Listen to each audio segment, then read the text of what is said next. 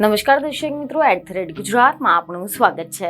ગુજરાતમાં ફરી એકવાર ચૂંટણીનો માહોલ જામી ગયો છે, કારણ કે જૂનાગઢની વિસાવદર બેઠક પરથી ભૂપત ભાયાણીના રાજીનામા બાદ આ બેઠક પર પેટા ચૂંટણીનું આયોજન થવાનું છે અને ગુજરાતમાં વિસાવદર અને કડી વિધાનસભા સીટની પેટા ચૂંટણી થોડા જ સમયમાં જાહેર થઈ શકે છે।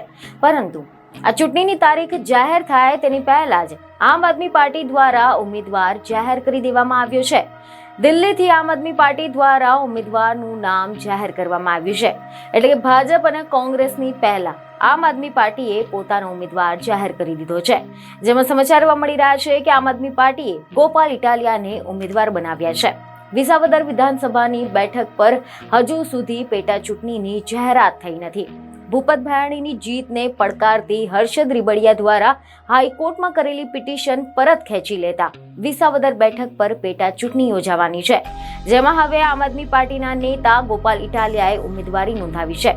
મહત્વનું છે કે પેટા ચૂંટણીને લઈને ચૂંટણી પંચ દ્વારા હજી સુધી કોઈ તારીખ આપવામાં નથી આવી, પરંતુ આમ આદમી પાર્ટીએ આ વખતે મોડું પડવા નથી ઈચ્છતું અને અત્યારથી જ વિસાવદરની જીત માટેની તૈયારી શરૂ કરી દીધી છે, જે અંતર્ગત આમ આદમી પાર્ટી દ્વારા સોશિયલ મીડિયા પર સત્તાવાર રીતે ગોપાલ ઇટાલિયાના નામની જાહેરાત કરવામાં આવી હતી, જેમાં લખવામાં આવ્યું કે વિસાવદરની વિધાનસભાની પેટા ચૂંટણીમાં આમ આદમી પાર્ટીના ઉમેદવાર તરીકે ગોપાલ ઇટાલિયાની જાહેરાત થવા બદલ ખૂબ ખૂબ અભિનંદન અને શુભેચ્છાઓ। બીજને ખબરો સાથે ફરી મળીશું। ધન્યવાદ।